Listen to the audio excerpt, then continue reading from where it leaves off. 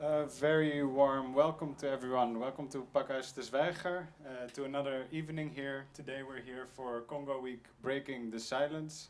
As the title suggests, today the goal is to, one of our goals is to break the silence surrounding the conflict in the Congo. My name is Max de Ploeg. I will be your host, moderator today, so I will be presenting the speakers, interviews, and make sure everyone has space to ask questions as well. And can participate in the conversation.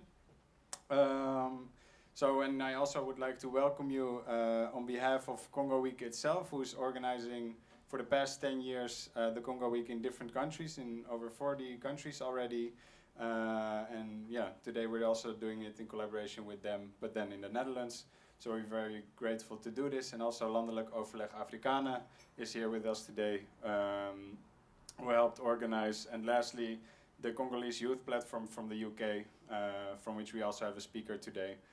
Sylvester will be introducing later today. So the context is that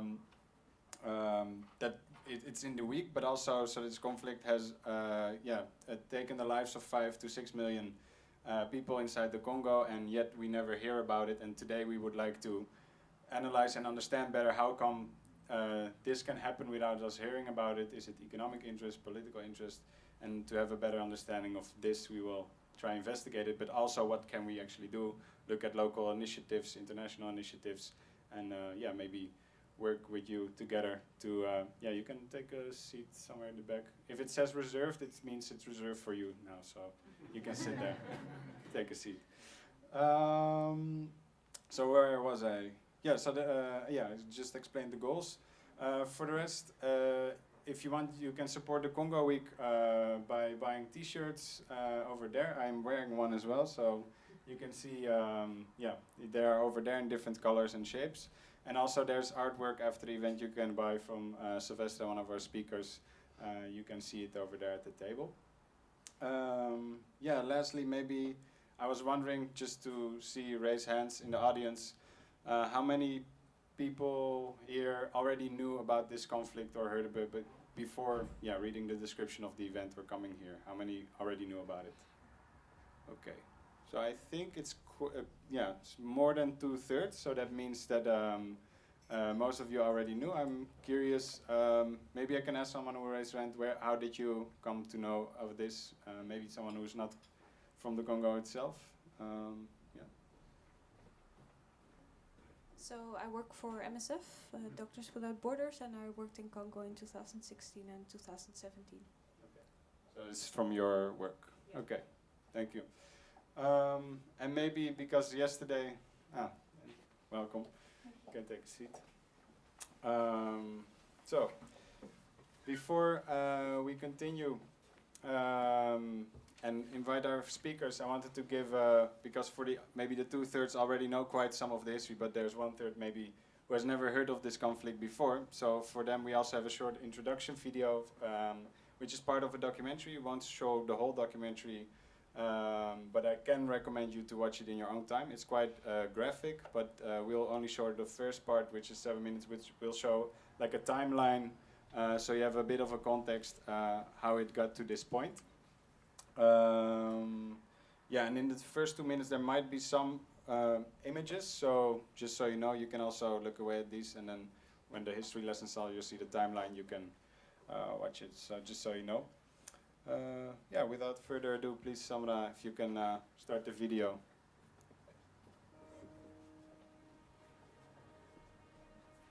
Congo is like a nightmare in heaven. It's a heaven because, Congo is the heart of Africa. So much natural resources, the people, the animals, the flowers, everything. Congo is heaven, but the thing is that people are living like in hell. People are dying. At first, we used to hear 1 million people die, 2, 3, 4, 5, and the situation is getting worse and worse, because the money is there, the resources are there in Congo, and everybody wants a piece of Congo. Everybody wants a piece of Congo.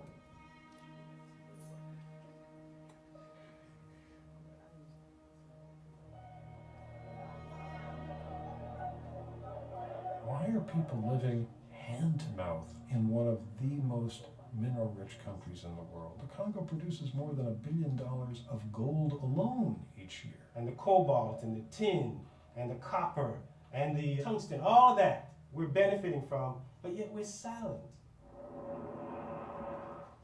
When people invade your country, they rape your women, they rape the kids, they morally control your mind. There's a pattern to genocide.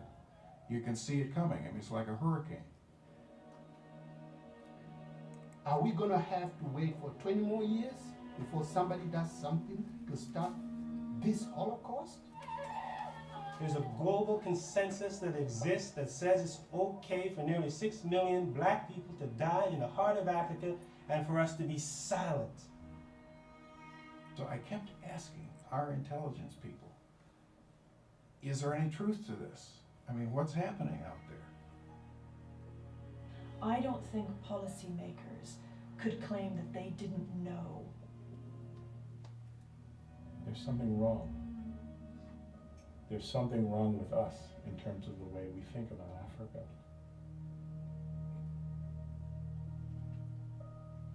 The story of Congo is often overlooked for its complexity. It's a story where boundaries are porous and national identities mean little. Militant groups with ever-changing acronyms are not who they claim to be, and neighbors loot and murder while they are praised by the international community.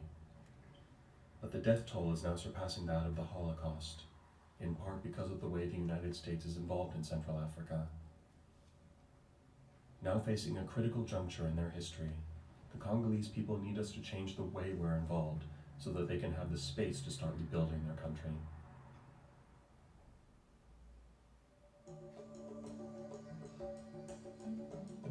The first principle to understand about the Congo: the affairs of the Congo have not been determined by the people of the Congo.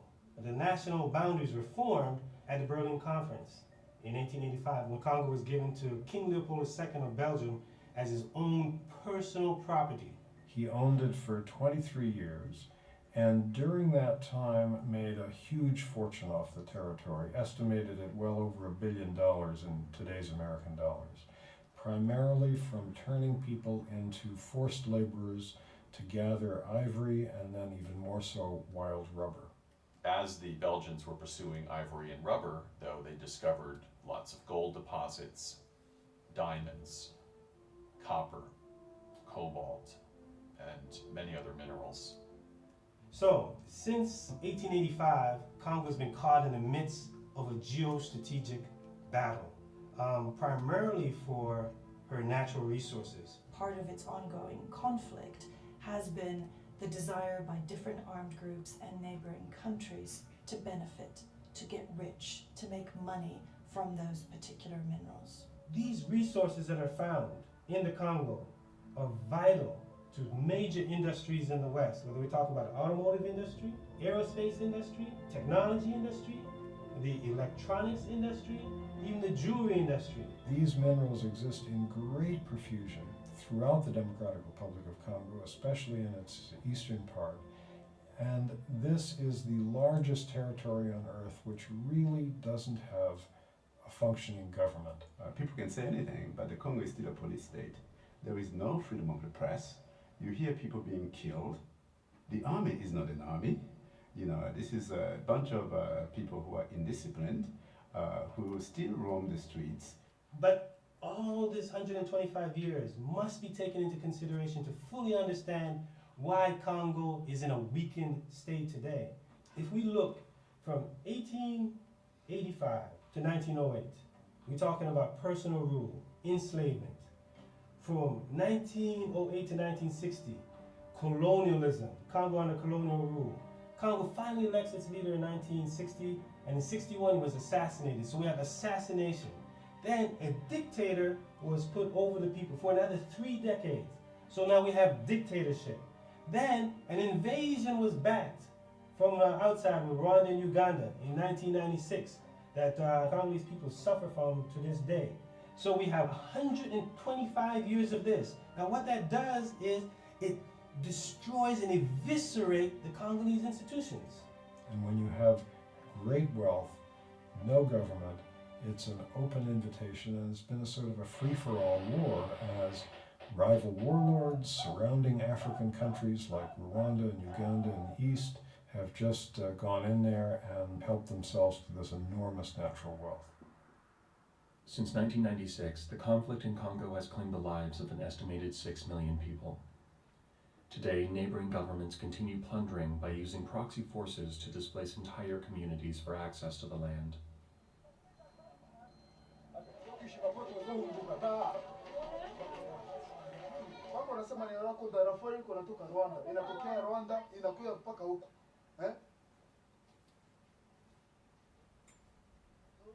Mambo ya kusema Rwanda mjomba iko napigana. Basha shuka mpaka Kiumba yote, ndio Kiumba iko hapa nayo inatombe. Njoki ona population yote ya Kiumba wote wanakimbia. Scenes like this are often misunderstood as simply the result of an ethnic war, a mistake that only benefits those trying to hide their illegal exploits. It has nothing to do with ethnicity. They killed Congolese like they were flies. You see how people, you feel a mosquito and you just hit? That's exactly how they killed. It did not mean anything to them how they were killing the Congolese, as long as we can just wipe them out and get access. I mean, the mines exist. People used to live in those areas. Have we ever asked who was living where the mine was before? Did the mine just show up? No, there were villages where those mines were.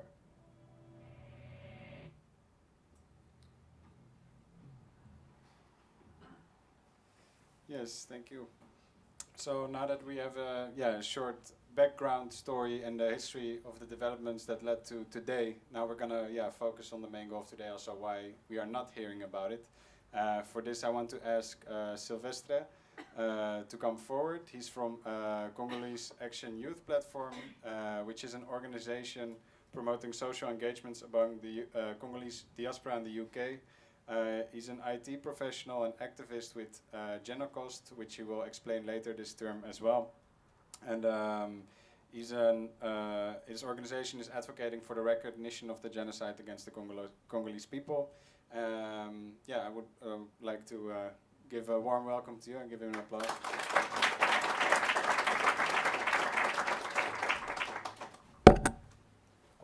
Let me just try to adjust this.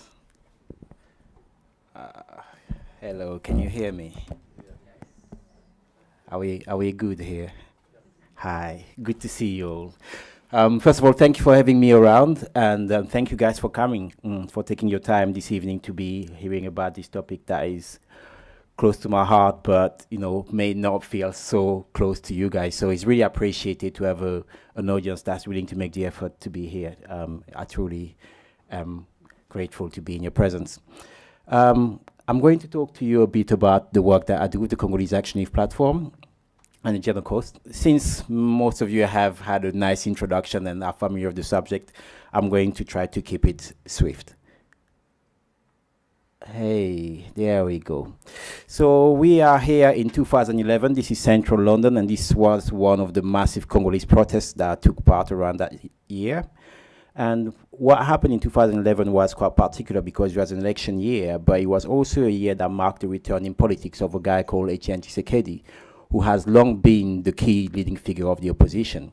So for Congolese people, that election was the day that we're waiting for to be able to finally turn a page and see a regime change and the end of Joseph Kabila's reign, should I want to say.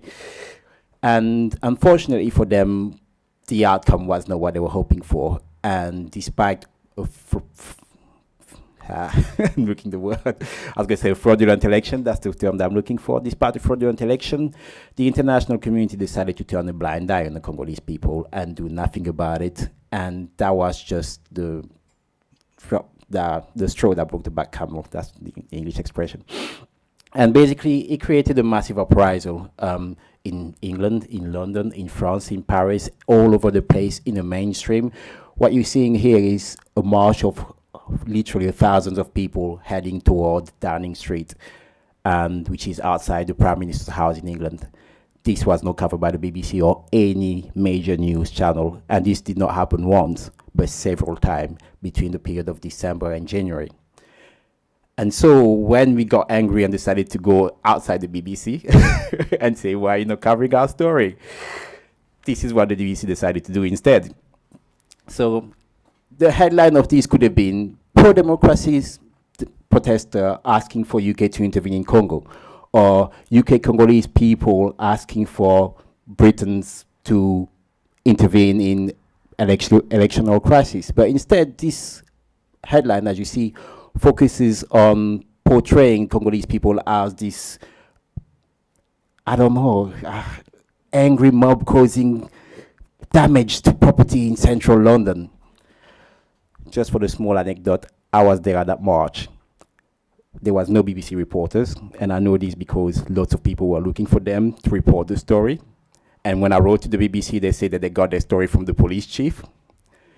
So that shows you that even a very established media like the BBC doesn't always tell you the right side of the story.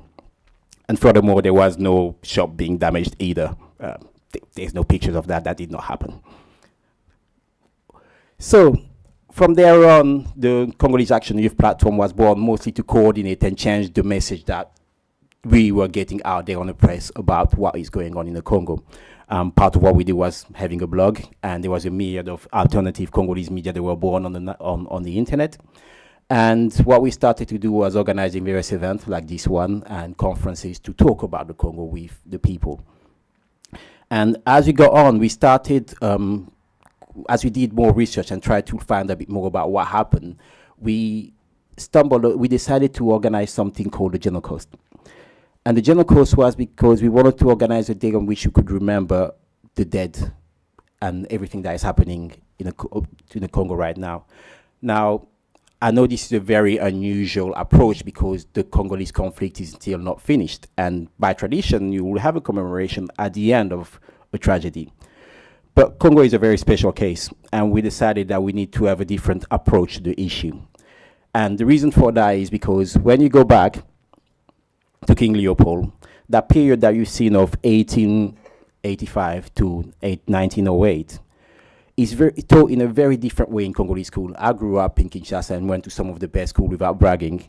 And I can tell you that colonial education that we have at the moment is still called the Système Belge, by the way, which is the Belgian system, paints Leopold as the builder king. That's why he's called. He's the one that built the infrastructure in Congo, that gave us the roads, the infrastructure that we have today. There is nothing about the 10 millions of Congolese that he massacred, which, by the way, was half the population of Congo at the time.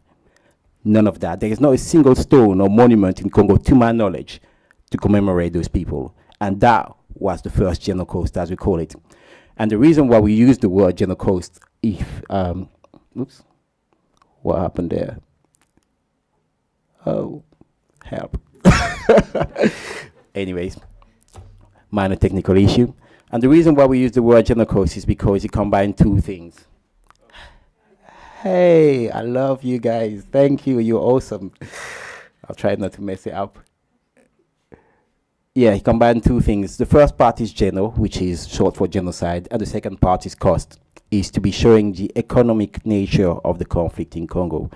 Because often you hear it in the media, they're talking about ethnic war, when they talk about Congo, and there is nothing ethnic, as Kambale mentioned about the Congolese war. Everything is economical. Congolese are not killed because they're simply Congolese. It's not a hatred of one tribe against another. That has nothing to do with it. If you actually look at this map, which shows you where the violence happened and when the minerals are in Congo, you can clearly see the coalition. This is not an ethnic tribal map of the Congo.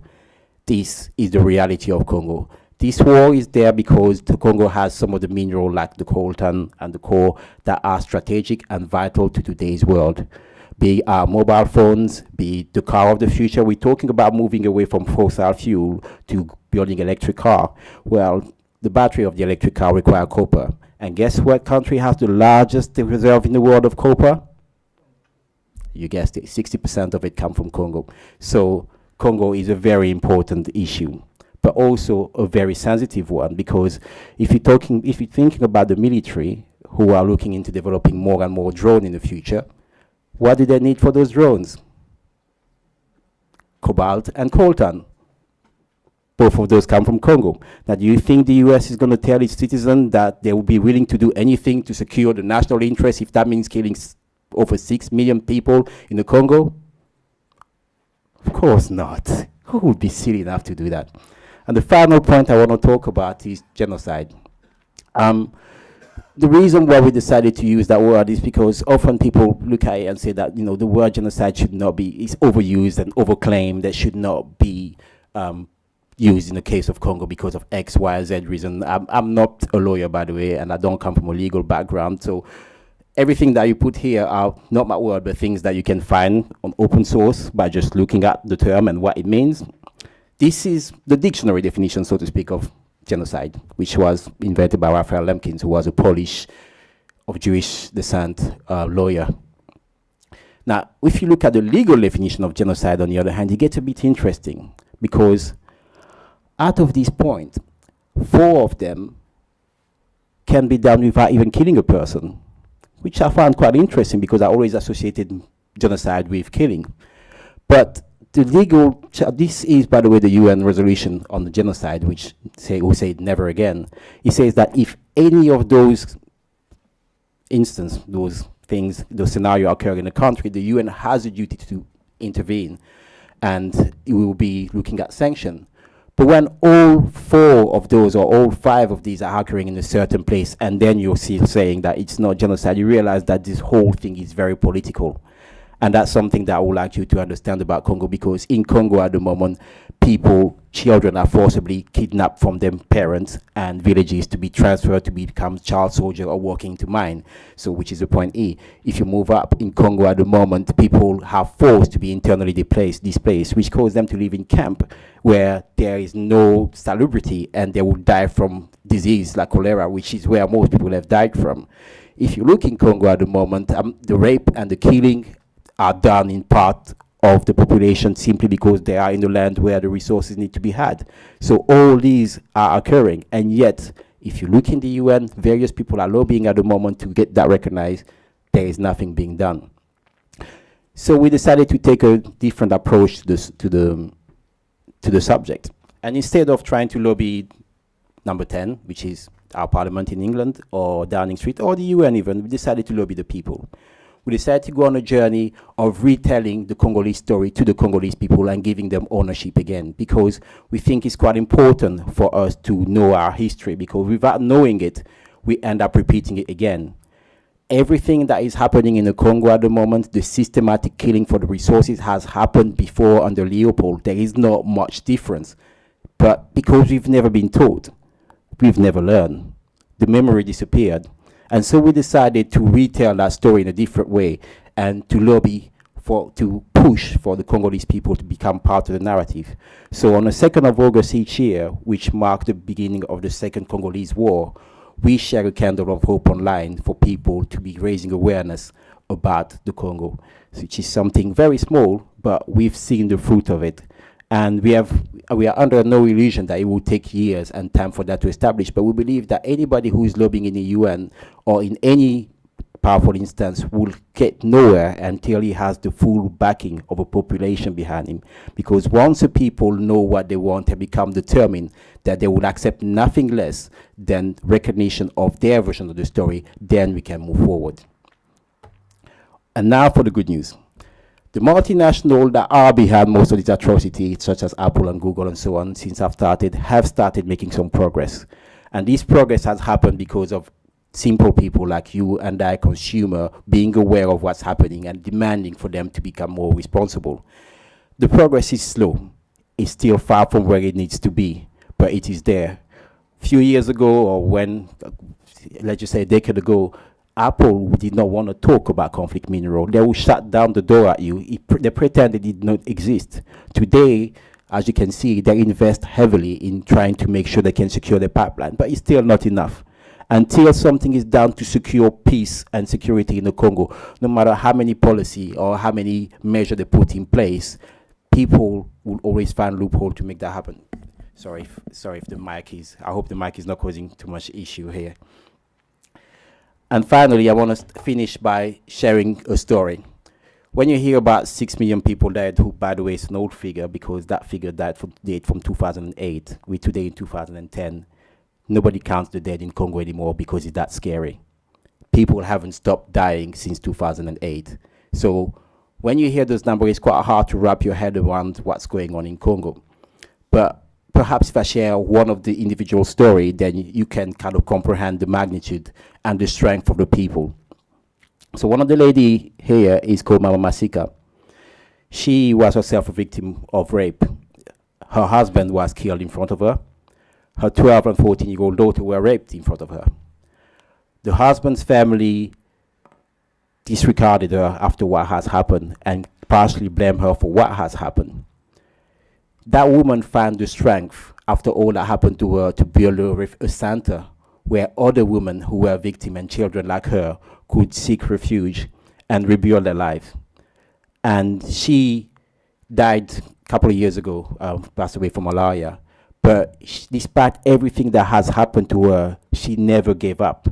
And not only she never gave up, but she also stood up and helped others to carry on with their life, to know that they are worth something, their life is still worth living.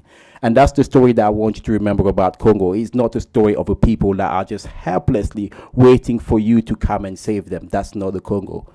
People out there are very resilient. They are amazing. Some people are still able to smile after very awful stories that have happened to them. And one of the young guys that you see at the top right is Luke, who was featured in one of our documentary, who died again, who was killed this year, burned alive in his house, was a very courageous young man that, despite multiple attempts and threat from the government, still asked for the right to have water in Goma, the right to have electricity in Goma, and the right to have democracy in Goma.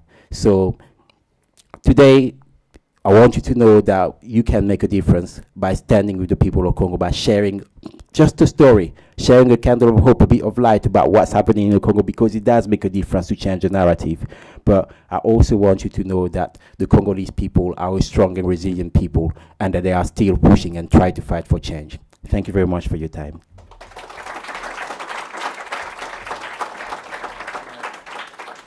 Thank you, Sylvester, for your story. Yeah, if you want, you can sit here already. And we will hear more strong and resilient people speak later today about their initiatives.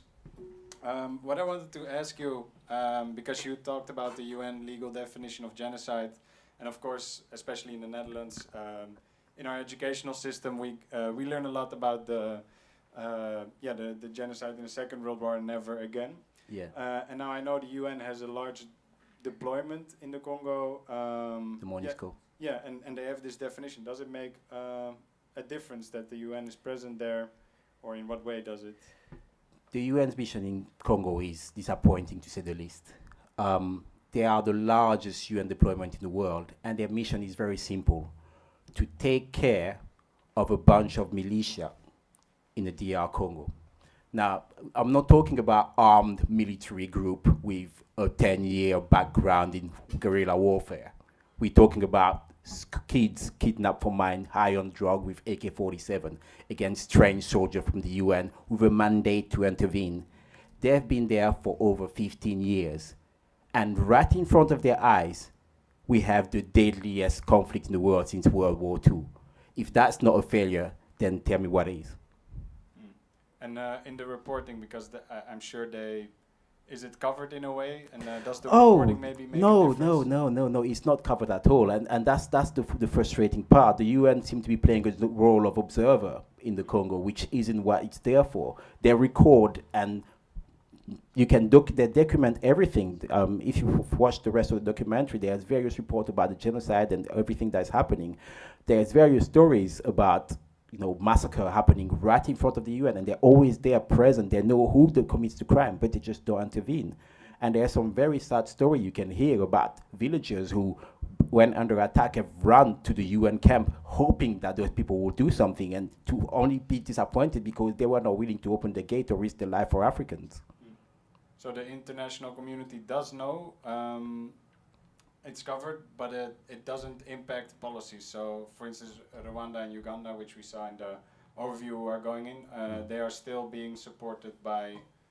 Rwanda and Uganda are still being supported by the UN and the UK. The UK is one of the biggest bilateral donors of both Congo and Rwanda, and they are still supporting them despite everything that is happening. We have to remember that Tony Blair, who's our former prime minister, is a personal advisor to Paul Kagame.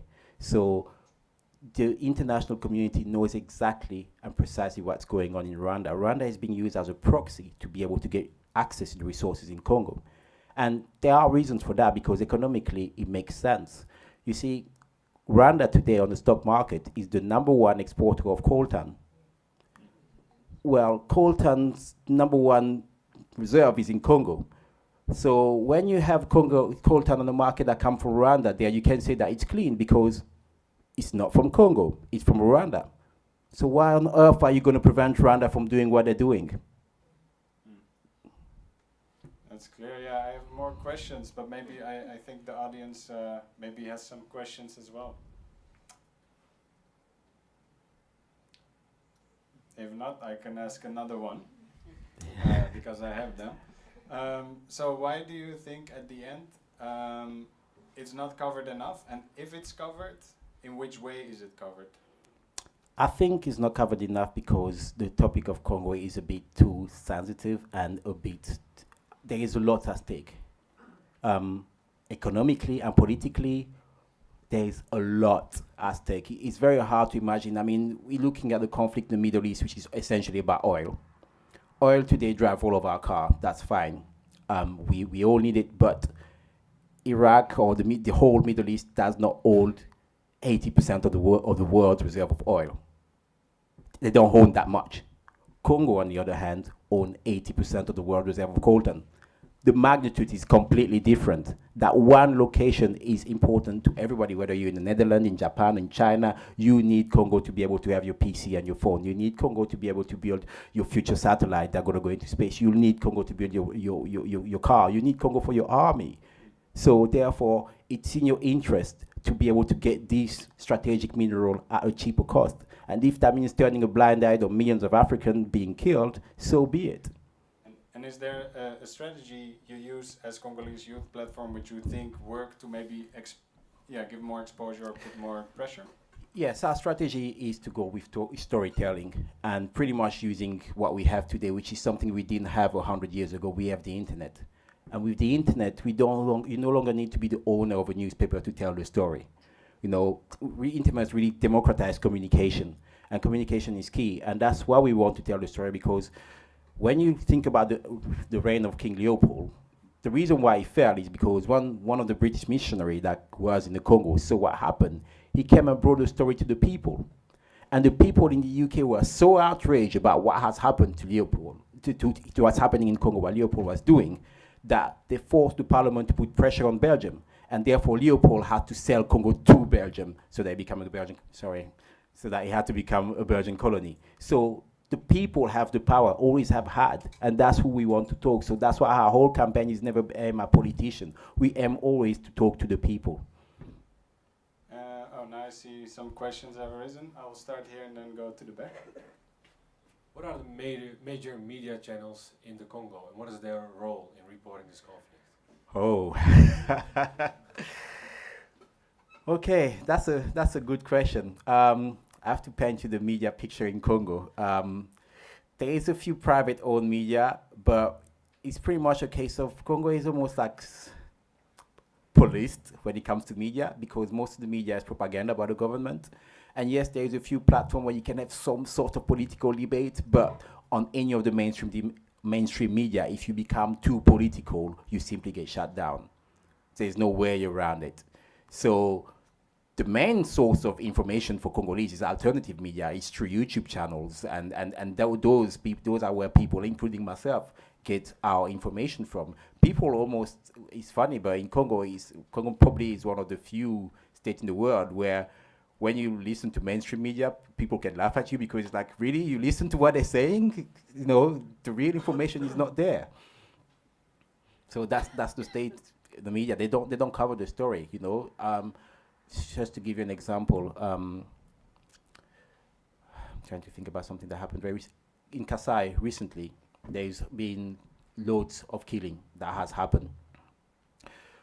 when the killing first happened, it was reported again through social media, through the alternative media. There was nothing. There was a footage of Congolese troops in uniform shooting at civilian women and children in plain sight, who were unarmed, and then mocking them and kicking the bodies about. When that news came out on alternative media, Congolese were outraged and shared it. When it got to mainstream media, by mainstream media I mean France 24, then our national media reacted to the story, and their first reaction was that this is a fake video. And then the story changed to this was an exercise. And finally the story changed to we're going to arrest those people. So that just shows you how disengaged our national media is about this tragedy. Okay, thank you. There's another question here. Hi, my name is Tim. I'm doing my master thesis, or planning and hoping to do it on the elections coming up in December. Yes. And I was wondering, do you feel optimistic about it? How do you feel about it? Not one bit. It's a bit complicated. Without wanting to sound too negative or too radical, as some people would say, you do not get rid of an occupation through election. That's the current state of Congo.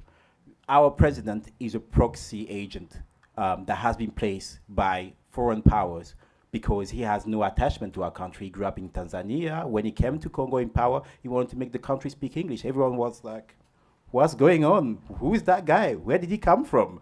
You know, and so when you have someone with so little interest who's willing to sell our rainforest for money, willing to sell all of our natural resources, even protected area with like the Park Virunga where there's silverback gorilla, for money he's willing to sell it all out.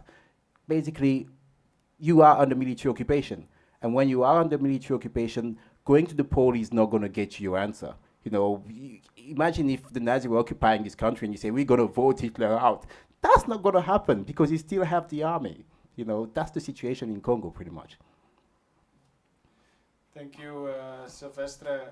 You have to hold your questions, but he's still going to sit, so you can save him for later as well. But I want to ask one of the other speakers forward, or two of them actually, Zwijger and Olivier van Beemen, to come and take a seat here as well.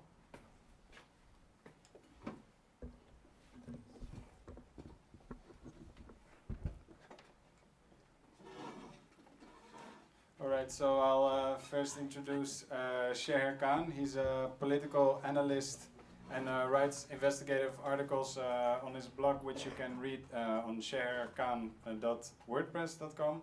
And he writes around a lot around the geopolitics and terrorism in the Islamic world. And what we wanted to do today is also maybe not look at the Congo as an isolated case, as you say, well, there's maybe not fate in elections or power dynamics or linked to colonial history, and that's why we also wanted to look at other cases as well where there's maybe similarities. So in that vein, Zwijger, maybe I want to ask you: did you, when listening or seeing the part of the documentary and listening to Silvestre, can you see similar dynamics happening in the Middle East where there's conflicts that are very much in the news and others not, and why this is? Yeah, there are a lot of parallels to be made. I'd like to focus on the conflict happening in Syria and in Yemen. And focus on, in the documentary they talked about the proxy forces, the militias fighting each other in Congo, and you also mentioned them in your speech. You see the same thing happening in Syria, you see the same thing happening in Yemen. And I want to go a step back and explain the situation in Syria more in detail, to explain how this proxy war came about. I have to go back to George Bush. And his doctrine was either you're with us or you're against us. And that's what he did. It's like a hammer, and he said, you know, we're going to steal the energy resources or occupy Afghanistan, and we're just going to go there. Iraq, the same thing. But that led to a lot of backlash, also in the form of US soldiers coming back in body bags. So when Obama came to power, he had to formulate a different policy. And his policy was not either you're with us or against us, but we're going to lead from behind. This is what his doctrine is called. So he put forward and put a coalition to invade or pursue his own Middle Eastern policy. You can see that, for example, in Libya, but in Syria it's all the same thing. So when the Arab Spring started, a lot of people were protesting and had legitimate grievances, and they saw in this protest a opportunity to pursue regime change, and that's what they did. So they supported all the groups which were willing to fight the president of Syria, which is Bashar al-Assad, and Obama didn't do it like openly and overt as Bush did, but he did it in an indirect way. So he supported through Saudi Arabia, through Qatar, and also with the help of the Dutch government, because 2 months ago a major report came out which explained that the Dutch Ministry of Foreign Affairs is supporting groups that are linked to terrorist outfits. And this is the same thing I wrote in 2015 when the Ministry of Foreign formulated this plan. So 3.5 years ago, I wrote an article, which is, the headline in Dutch is Dutch aid going to benefit Al-Qaeda in Syria? And this month, on the 1st of October, an article came out in Trouw. The headline is How Dutch Aid Supported or Came to Benefit Al-Qaeda. And this was not something like a great sight of me, because when I wrote this in 2015, this was already the existing policy. Now, to contrast... How could you see it coming already? What factors did you look at that you could see that this was coming before it was mainstream news? Yeah, because the US and the UK, they were doing the same thing already. And their support, in aid, in weapons, in arms, started coming in the hands of Al-Qaeda-linked militias. This was already a proven fact by that time. And then the Dutch came up and, we're going to support the Syrian opposition as well. In Syria, we see a different tactic. It's the same kind of indirect war, but now, in Yemen. And in Yemen is a different tactic. We're not supporting the opposition, the militias in the opposition. We're not supporting them, the Houthis, as they are called in the media. We are supporting the so-called legitimate government, which is funny, because the legitimate government was elected in 2012, and Hadi was elected, and he was the only president on the ballot. So this is what we call a legitimate president, and his term was for 2 years. So in 2014, his term ended. But still we call him a legitimate government, the legitimate president of Yemen. And what is the role of the West in this? Well, Saudi Arabia is attacking Yemen, but Saudi Arabia cannot do this attack all by itself. The US is providing logistical support. They are refueling airs that are bombing Yemeni civilians, Yemeni targets. They're upholding the naval blockade. I think a lot of you heard in the last few years about there are millions of Yemenis in, either there's a cholera outbreak, they're in dire need of humanitarian assistance. And so this is an article, if you read this, you don't see why these people are suffering. And what's the role the West plays? Well, it's very obvious, because Yemen imports a lot of their goods and foods and products. And the US is helping the naval blockade, and that's why there are not a lot of goods coming into Yemen, which is aggravating the situation. And they are doing this because they're on the side of Saudi Arabia. And that's why the legitimate government of Yemen is Hadi, because he's on the side of Saudi Arabia. So it's all linked to what are our interests, what is our agenda, and according to that, we see how this plays out in the media. Okay. So, if I can very roughly and briefly summarize, there's a lot of attention on Syria because Assad is an ally of, let's say, our geostrategic opponents, and in Yemen, we don't get a lot of coverage while it's a crisis which, if you look at the numbers, has should have similar interest, but is, let's say, on our side and partners, and we don't write about this in the same way. Yeah, first I want to point out that the Dutch media has been reporting Yemen from day one. And this is weird because it's not, let's say, a lot really dominant or present in the debate. And that's the difference. It's being reported, but there's not a lot of attention being given to it. And why not? Not by the politicians, you mean, or whose role should it be to talk about it? Yeah, there are some politicians, they talk about it, but it's not the same amount of attention given to it like for example in Syria, because between 2015 2016 Syria was being covered like daily, and there was a lot of debate going on, and that's why the Dutch government started with this support aid program in Syria, and that had to do with also with the geopolitical circumstances. In Yemen, we have an interest in to keep this attention to a very low, because we are supporting the so-called legitimate government of Hadi. And in Syria, we are supporting the opposition. And I want to make a reference to what you said, like in 2008, you stopped counting the death count. And that triggered me, because if you follow the reporting on Yemen, you see that in 2016, the war started in 2015. 1 year later, the death count was 10,000. In 2017, again a year later, the death count was still 10,000. Now, 1 year later, guess what? This is from 2-3 days ago. The death count is still at 10,000. So you can see the power these parties have when it comes to controlling the media and controlling the narrative. It's all serves a purpose, because in the war in Syria, we saw figures coming up to 250,000 killed and 300,000 killed, which may well be more corresponding to the actual reality.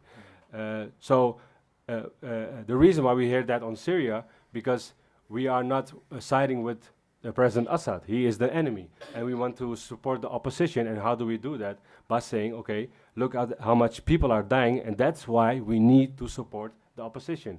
In Yemen, it's the opposite. Our partners are killing civilians in Yemen.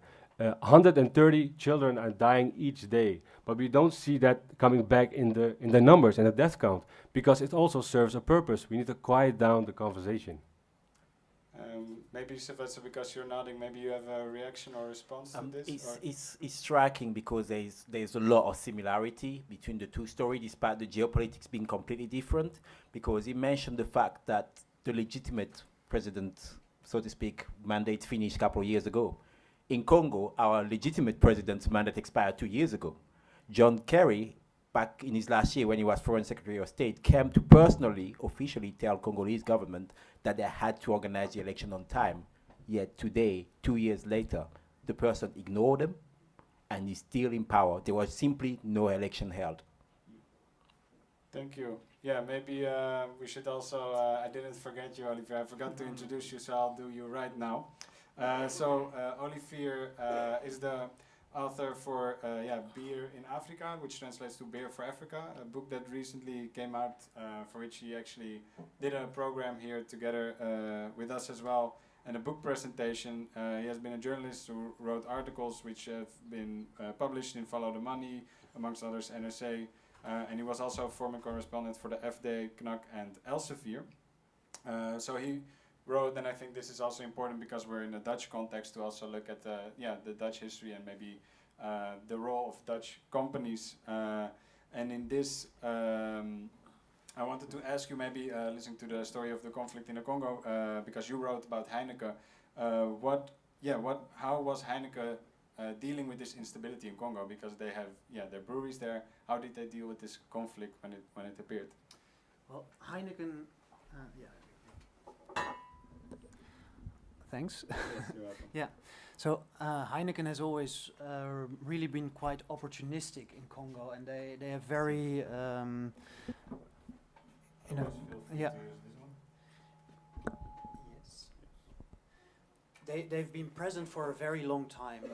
They've been there. Oh, sorry. Okay. Heineken in Congo. By the way, my book translates as Heineken in Africa. It will come out in February in English, and it is already available in French. So, Heineken en Afrique. Anyhow, enough publicity.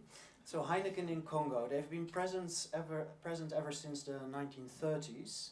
Wow. In the Congo since the colonial time, and they've been, well, I think a modern word would be very agile. They've always adapted themselves to new circumstances. They've, as we saw, the history of Congo has not been a very fruitful, a very pleasant one. When there was decolonization in 1960, what Heineken decided to do was to create a separate company and to, as they put it themselves in their archives, I will say it in Dutch first, they wanted to wegpompen het geld from Congo. So they wanted to drain the money from Congo to a Swiss account first, and then back to the Netherlands. So it's interesting because often in a country like the Congo and also in other African countries, people say that Western companies are adapting themselves to a culture of corruption, a culture of fraud. In this case, Heineken was the company that installed actually the culture of corruption and fraud. And I think that's an important case to be made. It's very easy to say that Western companies are just adapting, and if they want to survive, they have to deal with this sort of corruption. They were the ones who started it. It was a young government that first wanted to do something good for the country, that was full of hope, and one of the most important fiscal contributors decided to drain away all this money from the Congo. So these days what Heineken is doing in Congo is, well, it's in many aspects a lawless country. Yeah? There are laws, there is legislation, but in practice there's hardly any, there's no control, there's nothing. So Heineken can basically more or less do what it wants. So one of the things one of the examples, in Kinshasa, the capital, they can paint whole districts in Primus blue, in the color of the national brand of Congo, which is a Heineken brand. So what they do is they paint whole districts in the colors of the beer, including the logos. They don't just do it on shops, on beer parlors. They also do it on police stations, on schools. You'll see the logo of the company, not of the beer, but of the company. So they take all the space they get, basically. They benefit from the void that is left by government, by the administration, to basically sell as much beer as possible. And Congo is in many aspects a very important country for Heineken. In good years it's very profitable. The last few years with the crisis it's been less profitable. 2 out of the 6 breweries have closed. Maybe permanently, maybe not. It's because these were in the conflict areas, or? Well, no, not. They were actually in Boma, which is quite far from it. That's on the west coast, and one in Bandaka on the Congo River. So they were not directly.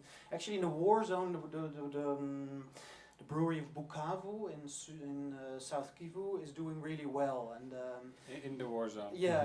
And is it, so if in a war zone space is occupied and a brewery is still open, then you have to.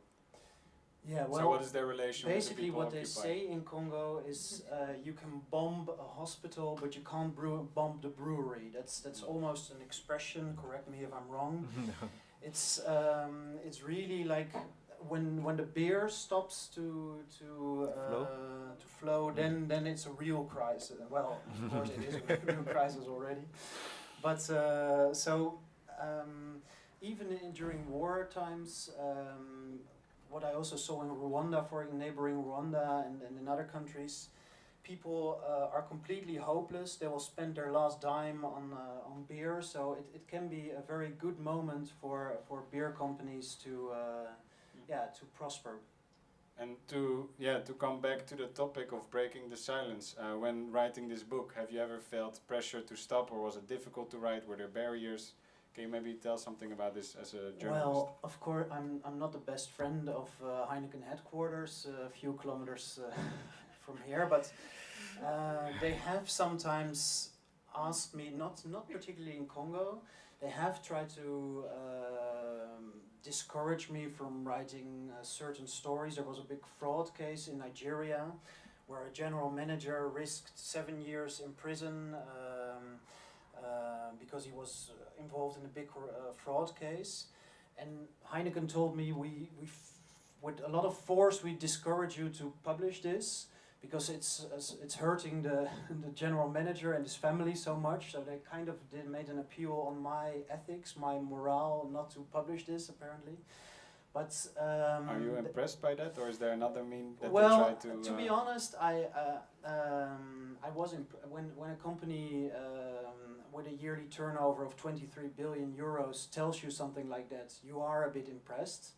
but it didn't stop me from publishing. So, and also when I first met Jean-François van Boxmeer, who is the CEO, and who had a long period in Congo as well, when it was still called Zaire, he actually told me, don't go on a crusade against Heineken, you're too young for that. So that was that was also, yeah. And then maybe my final question before we open it up more. So this is pressure from here. Did you feel pressure when you were inside the Congo? Maybe from the media there, there was the corruption there as well. Was it difficult to work inside the Congo? I've visited Congo 4 times, and only the last time, which was early 2017, if I'm not wrong, I felt the working conditions had really deteriorated. Up until then, I felt really quite free, and I was never, I think, on the radars of the national security of ANR. And this time, whenever I was meeting someone, there would immediately be someone quite near to me. And not with a hole in the newspaper, but almost, you know. It was really quite a character. He was looking at his phone, and I went to another place, and another guy did the same. So, according to the people I was with, this was definitely national security people. And the thing is that Kabila has so little power these days that these offices, like the National Security Office, they are almost autonomous. And they basically want to get money. So they really advise me, stay at any cost out of their hands, because even if they can't do you anything, they will want a ransom for you, and for a freelance journalist, no one is going to pay that, so you'll be in big trouble. So that was the only time I felt working in Congo. I didn't feel as free as I used to be. Thank you very much for sharing. Yeah, I want to take a look. Yeah, you had a question already holding for a long time, I think. But I've got a new question now. 30 years ago, the country we live in didn't have an embassy, but a consulate in Kigali. And the guy there was the boss of the Heineken, and he was the guy who is earning most in the whole country of Rwanda. The former question was the next Peace Nobel Prize in December will go to a doctor from Congo. Denis Mukwege of Congo. You had some definitions on genocide, but rape was not mentioned. I think I didn't see it. Will we discuss Weapon of War? That's a documentary I'm going to screen tomorrow evening. Weapons of War, is that part of this program tonight? You mean talking about the definition, or Weapons of War is not? About rape as a weapon. Well, the rape as a weapon is part of the So to say you saw a crisis in the Congo, it is part of this documentary. So if you, it's called Crisis in the Congo, then this will be discussed, but it's not part of the topic of tonight. And as far as I know, except if you want to respond, I don't know if it's in your expertise, but it's not in my expertise, but I don't mind. I can give some. Maybe you can give a comment on it. Yeah. So you are, first of all, you are right. It's not in the definition of the word genocide. The word rape is not mentioned. However, there is a mention about causing physical harm to an individual. Rape would fall under that category. So while it's not itself mentioned explicitly, it is included under. I would assume I would read it as physical harm to somebody. So. Or causing harm to, so physical harm. It's part of it. If you see it as physical harm, then it should be causing serious bodily or mental harm to a member of a group. I guess that's quite clear. Yeah. Okay. I might have a small addition on Denis Mukwege. When I was in Bukavu myself, I was also told that Heineken had refurbished a part of the hospital, part of the Pansi hospital where he's working. And they really wanted to put This is part of their charity program, which they really make a lot of fuss about. But in the end, if you look at it, it's not so much. A charity program of Heineken. Yeah. Heineken Africa Foundation, they call it. They want to change the gap between the haves and the have-nots in Africa with 1.2 million euros per year. So there you go. But what they did with the hospital, they normally they put some fresh painter on it, maybe some instruments as well. I'm not sure, but they really wanted to have a Heineken advertisement on the hospital as well. And the doctor apparently didn't want that. So in the end, they decided that HAF for Heineken Africa Foundation, and in small letters Heineken was sufficient. So they couldn't open it without mentioning Heineken on the walls of the hospital. Wow.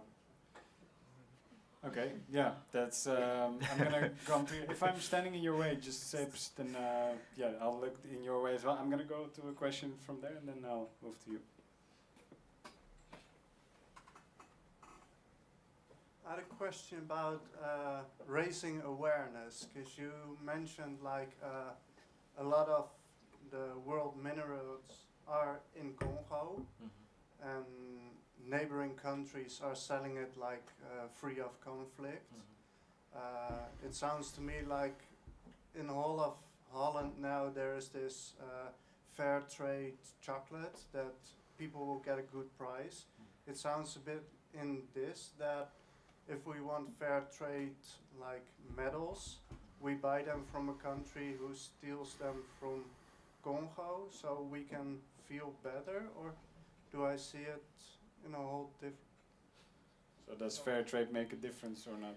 I mean, what you're saying is pretty much is one of the dark side of fair trade. And to be fair, I haven't really looked much in the agricultural sector, but the thing is, we have to remember with fair trade product is often unless. And that's what I was saying about policies in Congo. Sorry, I'm trying to put that back. In Congo, for example, so let's go back to the case of Congo. Unless there is peace and stability in the Congo, and by peace and stability I mean a government that's been elected by the people that will that will enforce the rule of law and no more boots on the ground. Until that is achieved, no matter where they tell you the product came from, no matter what organism you come from, you got it through, no matter what check they put in place, you would not be able to get genuine fair trade material. That's just impossible because someone will find a way and a loophole to make it clean. It's just capitalism. Who is going to be creating their own mine and paying people, I don't know, $50 a day? If sounds cheap, but even $50 a day, and give them helmet and mask and a right tool to get the mineral for a multinational. Nobody's willing to pay that when a child can do it for $1 a day. Yeah, maybe one interesting book also on this is No Nonsense Guide to Fair Trade. Some policymakers also have written about it, how difficult it is to really trade and label. And sometimes in labels it says, for instance, it has a fair trade label, but then if you look at the criteria, it says 20% is fair, and then that gives like you have to look at the criteria or the small letters sometimes, because it's also a marketing tools at times. I don't want to sound too cynical, but these kind of things happen. So always look, beyond the sticker and really do your research, I suppose. I'm gonna go to the last question over here. Second last, if you keep it short, and I'll do the two questions at the same time. So. All right. Actually, I kind of had two questions. Choose one. All right. I'll stick to one then. This one is to Olivier, because I have your book at home, and you talked a little bit about the success of Heineken in the war zone, and you mentioned the need for alcohol in times of hardship, but you did not mention the cooperation of Heineken with the rebel groups and basically their complicity in genocide. Okay, that's one. My question is for Sylvester. In geopolitics in general, we heard a comparison with Syria, who has a very impressive army. Are there any agencies in the Congo that could bring about a form of rule of law? At the current moment, no. Without the country breaking into civil war again, like it did after the death of Kabila, the father, at the moment there are none. The president is pretty much the only person in charge with an army capable of doing anything. And since he has no political will of bringing change, then no. Second one is for Olivier. Yeah, well, it's very right that you pointed out. What happens in the when a big part of eastern Congo was occupied between 1998 and 2003 was that RCD, a rebel movement, had power in that zone basically, and Heineken treated them as if they were a regular government. So these rebels were known for torturing, for killing, for raping women, but Heineken just treated them like any other government, and actually even made a treatment, an accord with them. Treatment is a bit of it's a bit of a big word, an arrangement, but it was on paper. I have it. And basically they made an exchange. We can fire a lot of people, big massive layoffs, and you will agree with it. And we will do everything for you to maximize your tax revenues. So these rebel movements, yeah, they really depended for a big part on Heineken for its income, and I think there's a good argument to be made that Heineken really got complicit here in serious war crimes. Okay, thank you. We're over time, but I do want to ask something as a last final question to you before you go back, so try to keep it short. This one you have to say for after the program with them. You'll be here still. You know what? I'm gonna give my last question to you then.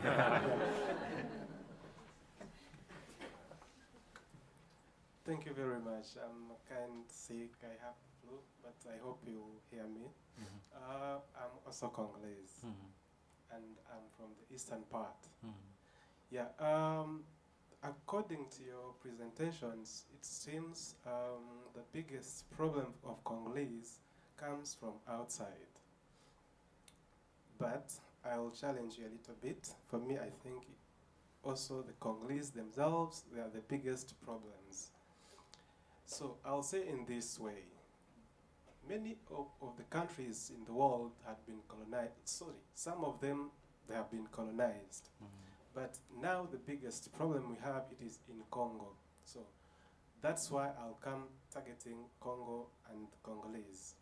So my question to you is this. You are presenting, telling the international community, what are you doing to do in your own country inside to change the mentality of Congolese and to talk to the Congolese themselves? This is my first question. And the second one is this. You've been mentioning about the genocide. Yes, there happened a genocide in Congo. Would you give us an example, a typical example, a special example? Because in all the definitions we've seen there, it has to target a group, a certain group of people. For me, I'm a Munyamurenge. I know that the genocide had perpetrated against them. So if we cannot tell the truth, the rest of the world, nothing that you can come out as a result. It's time to talk about the truth, the way it is. So, thank you very much. This is my contribution. So when you talking about particular case, because the question you're asking is quite complex. I'm going to try to answer the first one, but for the second one, I need some clarification from you. So when you say what are we doing? So first of all, you are Congolese, so therefore you should say, what are we doing? Okay? Right. So, you know, because, and the reason why I'm saying that is because we have to understand, he's a Munyamulenge, as you say. When the Second Congo War started in RCD Goma, it was actually due to a Munyamulenge rebellion, RCD Goma, that attacked. Now, the Munyamulenge Congo community are part of Congo because they were in Congo after when the border were created in 1960, so they are Congolese. But their heritage is actually Rwandan speaking. So there was a bit of discrimination against them when, in the aftermath of the Rwandan genocide, the people from Rwanda came to finish off the Rwandan refugees that were in the Congo. So they were a victim of that. So when you say you want a particular example, I would like to know, maybe, do you want me to tell that story? Or, I mean, when 6 million people have been killed and they're all Congolese, is that not a group of people?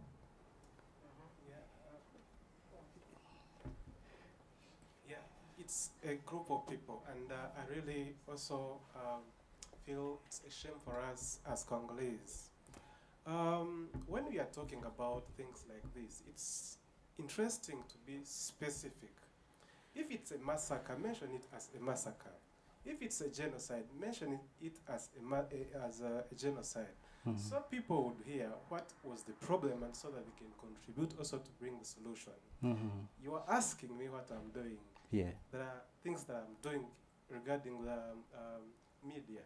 Where Mhm. I have an online website. Mhm. I'm working with people inside so that we can give us our contribution to a sustainable peace building in our country. Could you be a bit more precise? Could you be a bit more precise? About the name? Yeah, about what exactly you're asking for. Yeah, the question is the... No, when you say you're doing your bits for your media channel, and asking for something to be done, what exactly are you asking for? So I explained what we were asking for, which was recognition of the genocide. What exactly are you asking for? No, it's different. My question was this. For you to be specific about your definition, that was my question. That's why I raised the issue of the genocide, nothing else. That other thing it is a contribution, my contribution in my country. This is what I was explaining. Okay. Did I answer your question, or did I not answer the question? I think you have. We can move the conversation to the bar, and maybe if you want to ask him what was my question was going to be to them, what kind of sources can you look up for to get well informed, and maybe if you're interested in doing more research, then you can go up to them and ask it. So for now, for the next part, I want to ask Patricia for it. She is part of Congo Love, born in Democratic Republic of the Congo. She's an American radio host of Congo Live, and she's also an educator affiliated with the Association of African Students in the Diaspora, United Partners of Hope, and the Crossway community, with particular experience in assisting and educated recent African migrants and economically disadvantaged single mothers. Likewise, also a development consultant with the Friends of the Congo and the founder of Congo Love, an organization promoting Congolese culture. As you hear, she's doing a lot, and she has an inspiring story, so this part is going to be more of what we can do. And yes, please, Patricia, take the floor, and you can go see.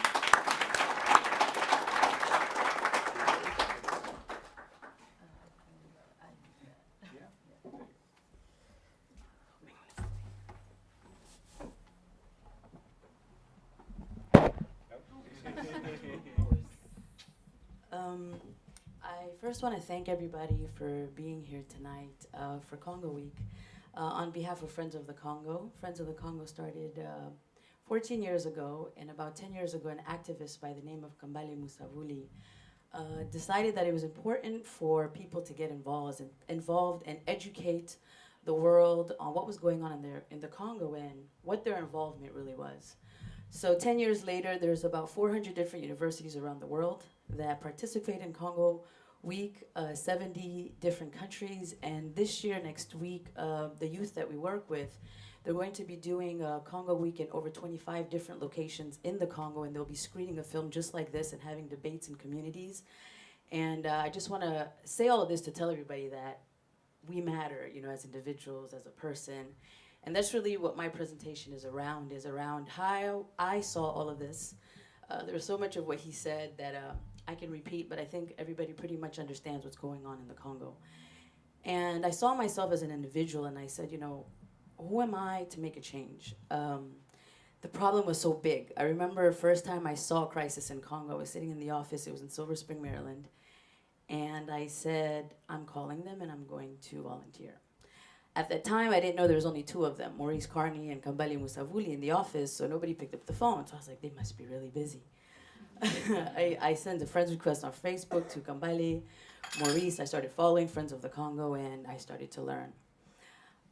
Interesting enough, I started to find out that a lot of what was going on in the East had a huge involvement with governments and politics, especially with Rwanda, Uganda, and the Democratic Republic of Congo.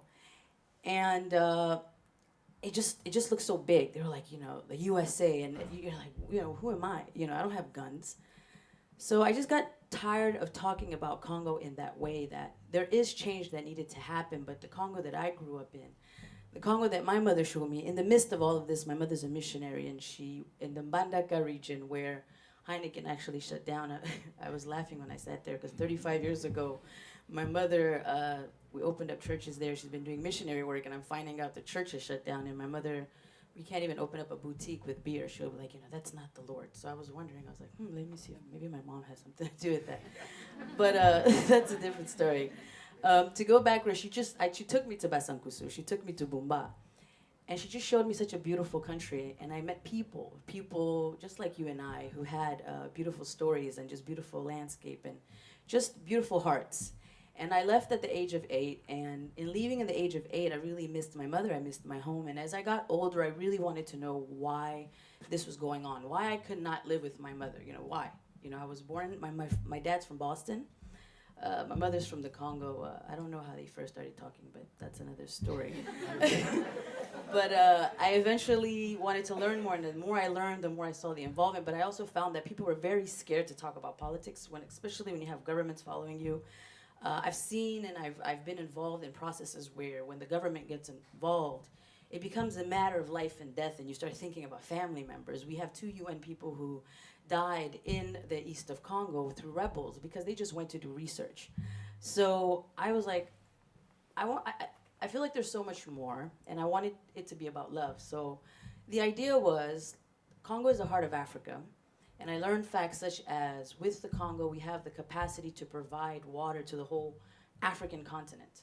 We have the capacity to potentially feed the entire world, at least 1/3. And the African continent, we can feed it and solve some of our own solutions.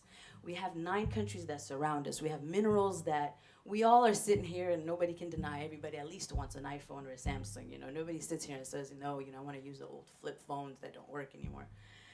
But Congo's in the middle of this, and I said, let's find the things to love about the Congo. So I had a mentor by the name of Lubangi Munyanya, and I always talk about him because he's really behind the scenes. He's a curator. He was a curator at the Metropolitan Museum of Art, but he really worked he's a scholar. So he spent most of the time in his library just studying the Congo for 12 years. And he just started teaching me all these amazing things about Congo prior to colonization, how we had functioning governments, how we had beautiful art. And the Metropolitan Museum of Art in 2015 decided to open up an exhibit, and they called it Congo Power and Majesty, and it was open for 3 months. And during those 3 months, that's when I started to learn the beauty of Congo and how it had influenced Picasso to do art. There's pieces where you can see, and it's connected to the Congo. When you look at rumba, when you look at bachata in the Latin American area, there's Congo. When you look at even our minerals, and when we talk about even, they mention in the end, climate change. Congo has the 2nd largest forest. There's the Congo. So I started to think, let's start talking about things to love about the Congo. And if we can figure out the things that we loved about the Congo, maybe through that we can make change. And that's really what I went back in the Congo, and I did. I created the Lumumba Scholars. And what I decided to do was, I didn't have much, but we were going to give 10 students a scholarship. It's $200 a year for a kid to go to school in the Congo at one of the best universities. And the idea was, somebody helped you, you help somebody else. So we paid for them for an entire year, and every weekend for the past 2 years, they have been going into communities, they've been doing film screenings, and they've been having conversations just like this within those communities of how we can be the change that we're looking for. They watch about Nelson Mandela, they watch about Kwame Nkrumah. I'm also a Pan-Africanist.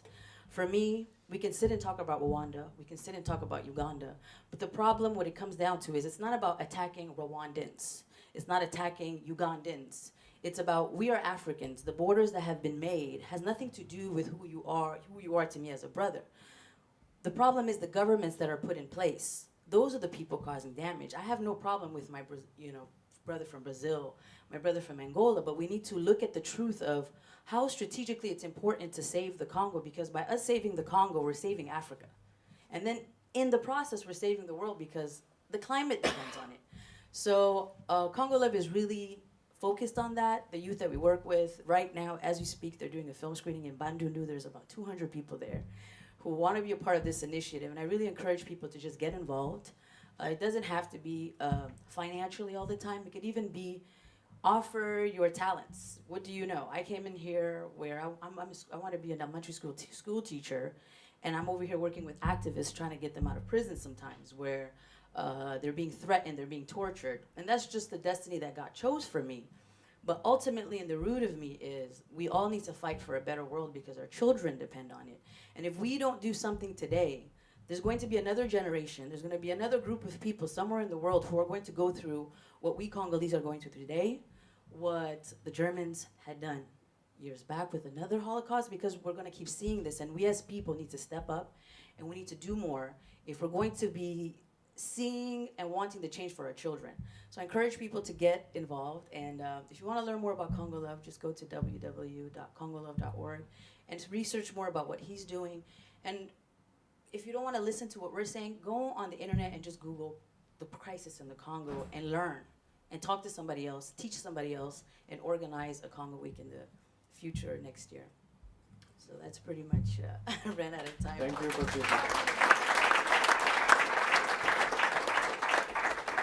So my first question is, listening to your story, you say you also, Congo Love, it's also in the title, you focus on love, the culture, and other things than maybe the story that we heard before. How can you see the impact of this, or maybe the people you work with this, by going through this narrative, sharing this kind of knowledge? Interesting enough, when I started this, it was really Congo Love, and in the process, about 2 years ago, there was a guy by the name of Jean-Marie Kalonji who was arrested, ended up being put underground for 4 days, 8 months in prison, and was being tortured. The African Union, actually, there was a lot of pressure put on them to get his release. And interesting enough, Kagame is the head of the African Union. There's a lot of connections if you look at it in regards to the Congo. But by being involved, I was actually on the phone when he got arrested, where we had to mobilize people in the USA, a lot of people that participate in Congoweek, to just send a letter to the Minister of Human Rights in the Congo and let him know to free Jean-Marie. That's it, just for him, you know. And we gave the feedback of here, the guy was actually passing out Lumumba Scholarships. This is all online. And I was on the phone with him. It's not on record that it was me, but it was me. And I can show other evidence, but pretty much it was, he was passing out Lumumba Scholarships. He was stopped by the people who are mercenaries for the regime. He was getting arrested. I asked him to put the phone in his pocket, and I heard the whole conversation. So I called the United Nations, Amnesty International, Friends of the Congo, and we started mobilizing the community. And by pushing to our state representatives, by pushing to different people in Congress and telling them that, you know, we want democracy. Just as he talks about media, we are the voice for some of these youth, because as they go protest, they're getting shot at. There's lots of evidence behind even the UN sanctioning different members of the police force for shooting at students for protesting. So our voices saves lives by just tweeting, saying something, writing an article if you're a journalist. There's so many things. We have artists who do paintings, you know. We have people who do such events as this, where it's so important because our voices is what gives the voice to the voiceless. Thank you. And you mentioned Lumumba a few times. I'm wearing Lumumba right now. Can you tell us maybe why did you choose particular Lumumba? Sure. It's interesting that you guys talked about Heineken, because Lumumba actually at some point worked for Heineken. Lumumba is the competitor. Yeah, it was a beer company actually, but just that thought of beer. But Lumumba was the first prime minister and a national hero in the Democratic Republic of Congo. He was somebody who believed in what we're trying to fight for today when it comes to the Congo, and he had to pay his life for it. They cut him up. First of all, they shot him. They cut him up. They put him in acid. Like they really wanted no evidence of his existence, because it was what represented hope for a lot of Congolese. And since his death, he's an inspiration to many Congolese. And I thought that it was important that a lot of these youth understand that they have a great responsibility and a sacrifice to make for their country. That it doesn't necessarily mean that you have to make a sacrifice of your life, but you may not have something to eat sometimes, which happens. We've had people walk for 2 hours to go to a meeting because of something we had to do, where there's a level of sacrifice that we all have to make if we're going to get the change that we need. And that's really what Lumumba did. So that's really why we're rooted into a lot of his beliefs and the whole Pan-Africanism concept that comes behind that, but that's another event. Thank you so much for your explanation. You can remain seated. I want to ask forward another doer, someone who's active from Landelijk Overleg Afrikanen. Dana, if you can come forward. Yeah, you can take a seat. I'll point the mic towards you. Yes. So, yeah, maybe you can tell us something. I guess not everyone knows you're part of Landelijk Overleg Afrikanen. Yeah, why it started and what you do from there. So, Landelijk Overleg Afrikanen is basically a get-together of individuals, companies, ONGs, people of African descent who want to see African people here basically using their full potential. So that's what it is, and it started in 2011. And in some areas it's very known and some people have never heard about it before. So it's still a growing process, and one of the new goals this year is to actually put together not only just sitting together and motivating each other, but maybe even take up entrepreneurship, something, but come together and work together just to strengthen people of African descent in whatever it is that they're doing. So basically that's what Landelijk Overleg Afrikanen is about. And I think the diaspora has a very big role in breaking the silence, and I think that's why we are here. And related to this, how do you use your position from the diaspora to relating to Congo? Well, I think basically at the beginning of this evening, Sylvester said the most important thing, that we stopped counting the death toll, but the biggest UN deployment ever is in the Congo. So it's not that governments are not aware. It's not that nobody in the world knows what is happening. So I don't think that the solution will be coming from governments, will be coming from institutions, because the institutions and the governments know, and still we stop counting the death toll. So the change will come from people. If we see the end of the Congo Free State, one important thing that happened is that someone went to the Congo, wrote a book about his experience, and when people read the book, they realized, hey, this is very, very wrong. And then the people basically put out their voice, as you said, the voice of the people who couldn't speak, and that brought about basically the biggest change and ended the Congo Free State. Did it get a lot better? Maybe not, but it changed. So I think the same thing goes for us as diaspora. If you are from African descent or basically any other migrant background, you will find yourself in the Netherlands in a situation, for example, in the office or a school, where people are talking about migrants. And then they're basically generalizing, saying something negative about migrants, and then they will say, oh, but not you, you're different. And the reason why they say not you, you're different is because they know you. So if I personally share my story about, I went to see my family, and it hurt me so much because there's so much potential, but the country is in complete chaos, then my personal story will touch that one person.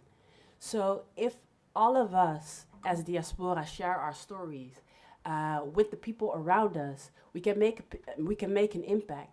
And I think also as diaspora, there's this important thing that you have a heart in the Congo, because that's where your heritage is. And a lot of us hear beautiful stories from our parents, like your mom showed you beautiful parts of the Congo. So you have this beautiful picture of what the Congo could be. So it really hurts to see what the Congo is right now. And that sort of triggers, gives you sort of motivation to want to do something. And I think you need to catch people when they're young, because that's when your prefrontal cortex isn't fully developed, so you will just act. So at this point She has a medical background. That's right.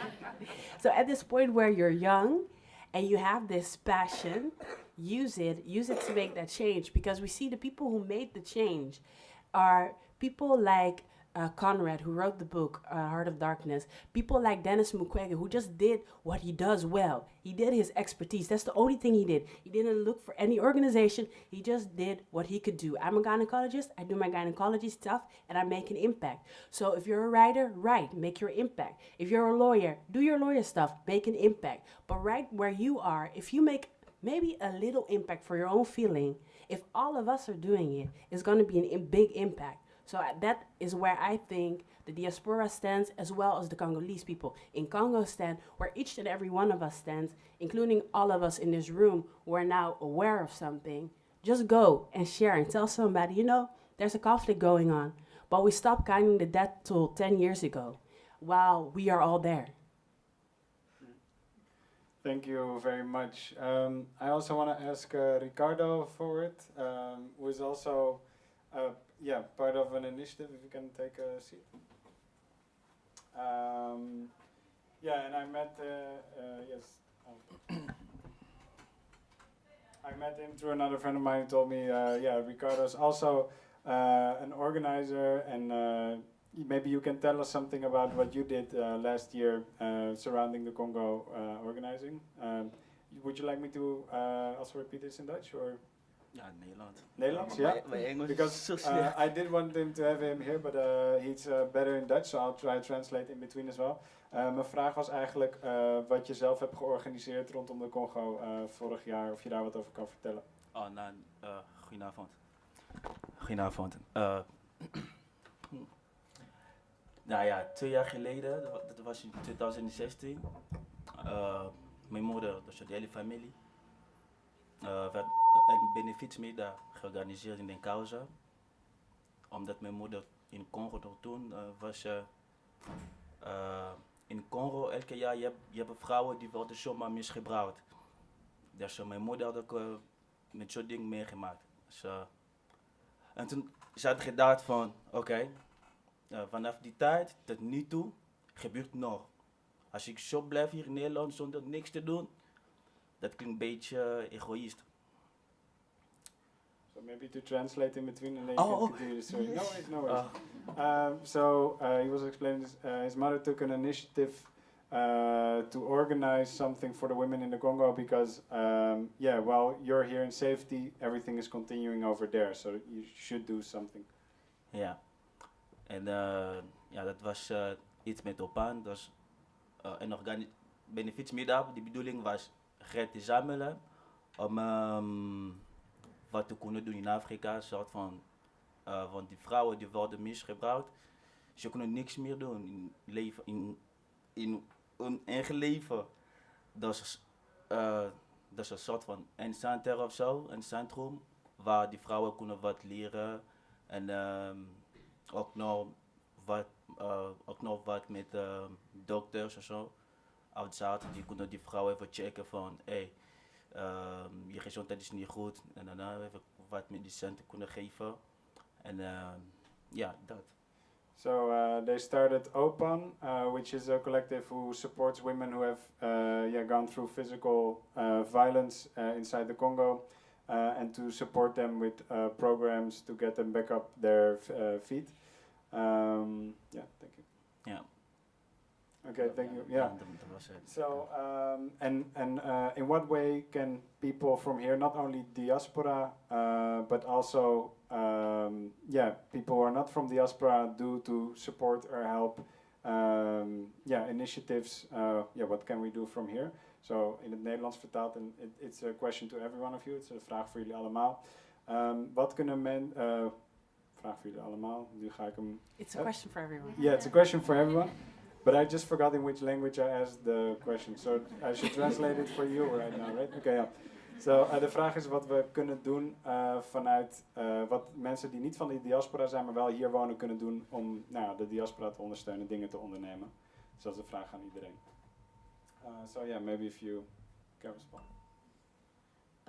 I think the first thing to do is you did it today, really, by attending today.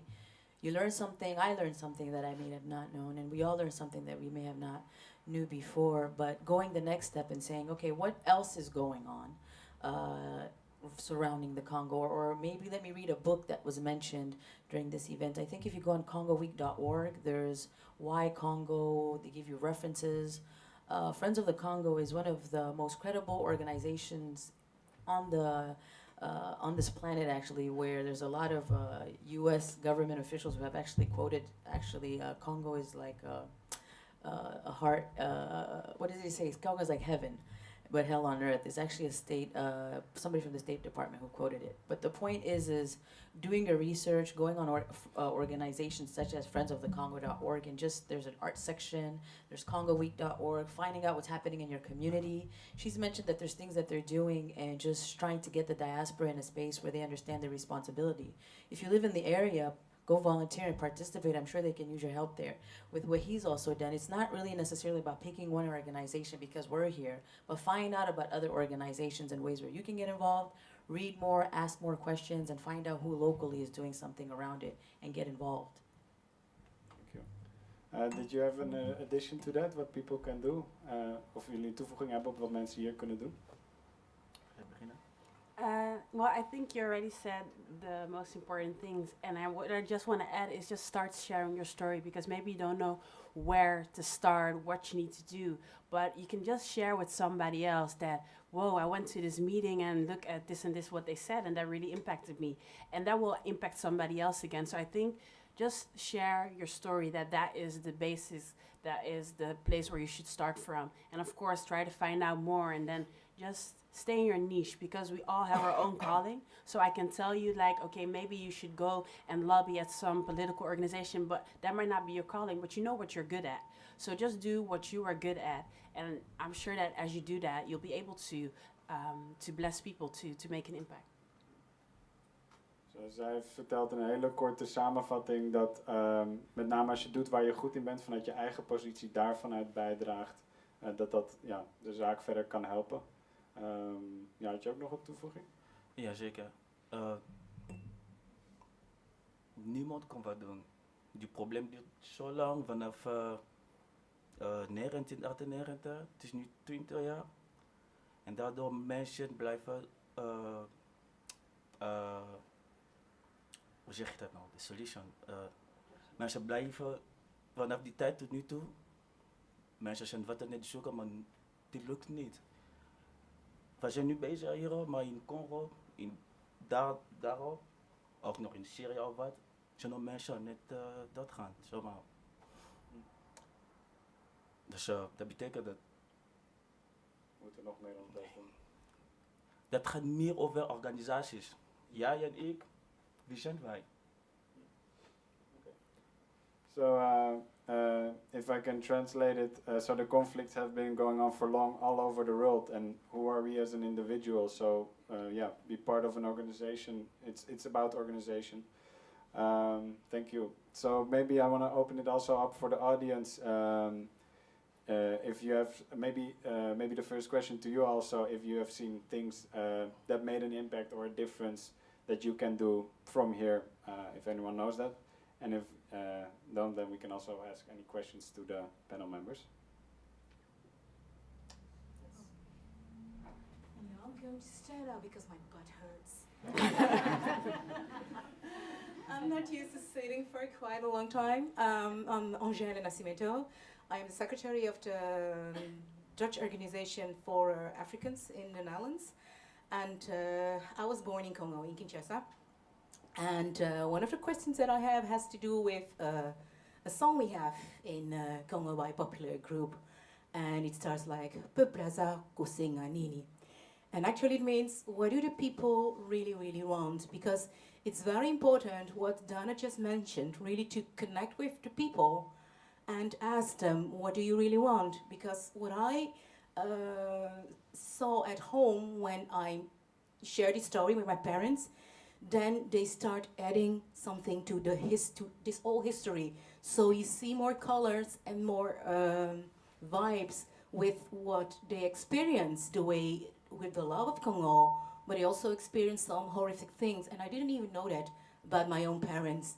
They experienced public shooting, only hanging, when they were 14. So it's very important also not only to tell those timelines, but to add all the other stories to it, to make it bigger and bigger, make it go beyond maybe the Middle Ages, because I'm a math teacher and I know the first signs of counting period were found in Congo. So I want us all to add our stories to it, so it becomes bigger and it has its place in the world. So that's very important for me. Thank you very much, Angel. 10 years ago, two sisters from Amsterdam made the documentary I just mentioned. So I'm going to screen it tomorrow with the Vredescafé. It's Rule of Hartplein, just a little bit in the south, and starts at 8 o'clock. So first there will be this documentary, Weapon of War, which is about the soldiers who were raping, and then we'll have a discussion. Because there was more an announcement than a question. But maybe for the last reaction about this timeline, I'll go to you as well afterwards. But maybe about the timeline, to extend the timeline. I don't know to what extent, I was curious, Patricia, if this relates also to your work. Do you look beyond the timeline of, this one started at 18-something? It's very interesting that you've mentioned that. My mentor, I think I mentioned his name is Lubangi Bunyanya. He's a scholar that works at the Metropolitan Museum of Art. And when they did that exhibit, which was about in 2005, it was open for 3 months. What they did was for 4 years, they studied all these pieces, and it dated back to before colonization, where they had kisi dolls. Kisi is like a wooden piece that stands about this tall, and there's a hole in the middle. And from my background, because I didn't know my history, I came in there, I was like Kindoki, it's like voodoo, because it just looks scary. And that's what we're taught, that, these things are bad. And Lubangi told me, you need to look deeper.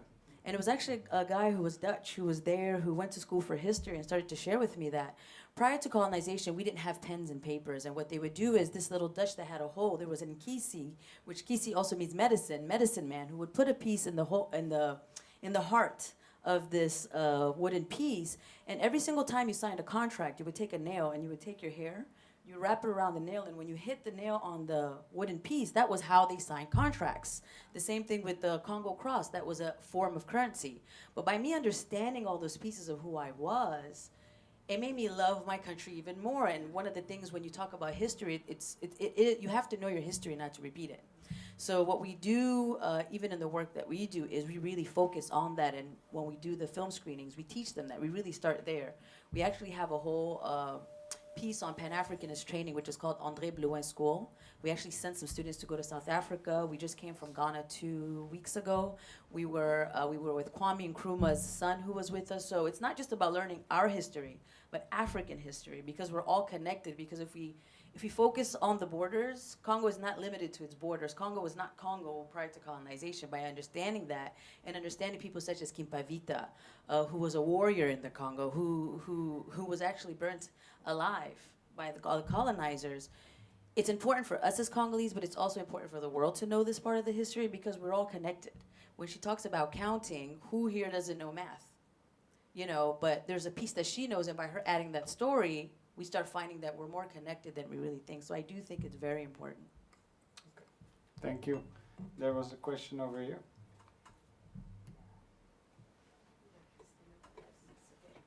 Hi, my name is Yena, and I am from the U.S., but I was actually born in Congo when the war broke out, and so my parents were a result of refugees, as I was. And I haven't been back in Congo since then, but I have been involved in my community in the U.S., and actually I'm involved with an organization called Congo Girls United, and we work with girls in the U.S. trying to encourage them to go back to school and all that.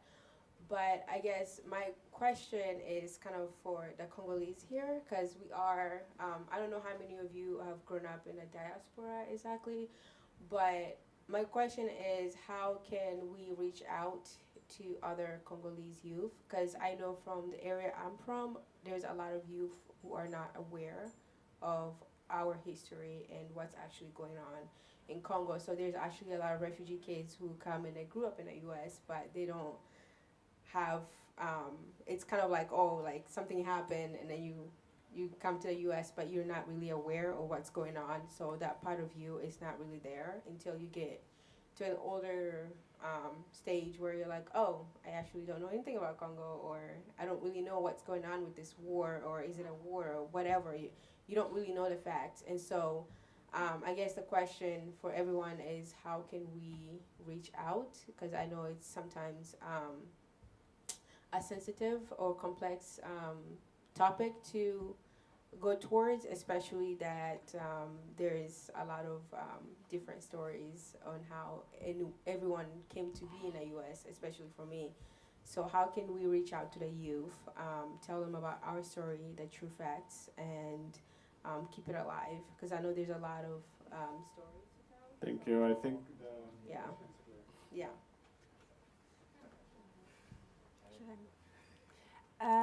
I think just start in your own circle. Like I know my people, if I look at teenagers, the thing that will bring them together is if I have food and music. So if I organize something where they can come together, chill and eat, and I decide that I want to say something about history for 10 minutes, they will listen. And then you'll have the couple that will be more interested and come and ask you afterwards, like, oh, hey, what about this? What about that? And then once you have a couple of interested people, you can say like, okay, let's organize something bigger that's just about history. And then you bring your friend. And maybe you start with 20 people, but that's already 20 kids impacted. So just find out who exactly am I targeting. Am I targeting middle school? Am I targeting high school? Am I targeting uni? What brings them together? Bring that thing and bring them together. And just don't think that you have to start big with hundreds of people. Just start small and I think go from there. Something that I can even offer personally is, I know in the space that you're in, sometimes it's difficult even trying to get a speaker, finding ideas on what to do. If you go to Friends of the Congo, or even if you go to Congo Love, if you reach out to me, I will personally work with you. That if you set something up, because I'm in Washington, D.C., if you set something up, even if it's a Skype exchange, I will get speakers based on the subject that you're speaking. I've done a radio show, so I know some people. And if I don't know somebody, I know somebody who knows somebody, or it keeps going on. But I'll make an effort to try to, if you can put something together, if it was 10 people, 5 people, it doesn't have to be big. Because that's what we do in the Congo now. We'll have 10 people come together. And it could even be a Skype exchange. If it's about history you want to learn about, I can find somebody who knows history. If it's about youth programs, I'm sure if we can come here, and this is what we're asking people to do, this is what I do too, is offer what I can. So I don't mind coming, talking to you, but the most important thing is just doing something. And if you want to teach them about their history, there's people that know it, there's experts out there. And I think I can make a great effort, especially in the US area, to reach out to some people who can contribute to the process. Also, this question I want to translate for you, Ricardo. So the question how you can involve more people. Ricardo, de vraag was die uit de hoek kwam eigenlijk hoe je mensen kan betrekken of jeugd kan betrekken. En ik ben benieuwd hoe jullie dat destijds hebben gedaan met jullie evenement en project. Wij zelf, wij kennen niet zoveel Congolezen hier in Nederland. In een koude we zijn helemaal met 2 familie of zo uit Congo, dus is een beetje, als dat moet allemaal met Congolezen, is een beetje moeilijk. Okay, so he's saying to involve people because you're a small community inside the Netherlands. If you only involve Congolese, it's not enough because you're not going to reach the same amount of people. So you have to also reach outside the Congolese community as well. Thank you. So I think we're over time. So you have to save this question for after the event. What I want to say is, well, of course, thank the speakers. You can sit now and give them an applause.